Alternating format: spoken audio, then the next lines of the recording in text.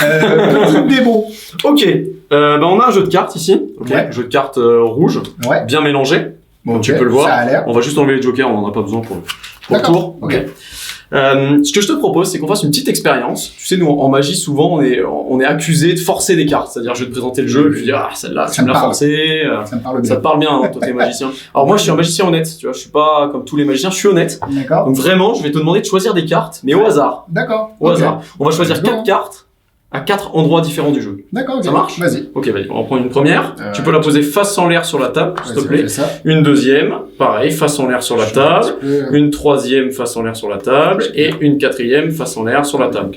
Bon, normalement, je le fais pour 4 personnes. Là, Alexis est tout seul. Oui, hein. je joue le rôle de 4 personnes. Ok, donc là, tu as choisi exactement 4 cartes. Hein, voilà, tu as choisi 4 cartes. Tu aurais pu choisir toutes ces cartes-là du jeu. Tu aurais pu choisir, par exemple, tu vois, t'aurais pu choisir l'as de trèfle, t'aurais pu choisir le 9, t'aurais pu choisir toutes celles-là. J'ai eu vraiment un choix libre. Ouais, on est bien d'accord.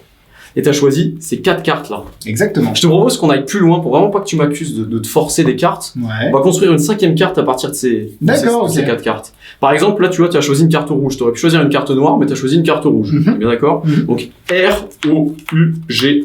D'accord. Ok. Ensuite, t'as choisi du pique. T'aurais pu choisir du carreau, du trèfle ou du cœur. Ah là, tu vois. C'est un peu plus lent. Je suis moins bon. Donc là, t'as choisi du pique. Ouais. P-I-Q-U-E. Ok. Enfin, t'as choisi une figure. T'aurais pu choisir une carte à points, mais t'as choisi une figure. F-I-G-U-R-E. Et pour finir, t'as choisi un 4. T'aurais pu choisir n'importe quoi, mais t'as choisi un 4.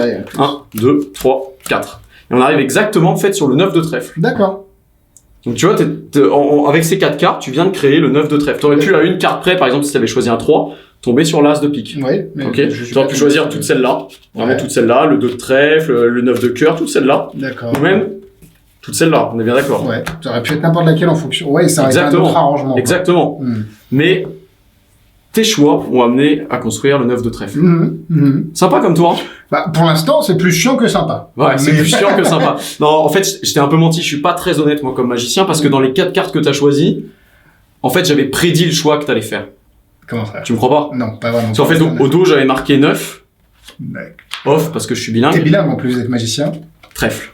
D'accord. Et du coup... Ah, tu veux voir la dernière carte?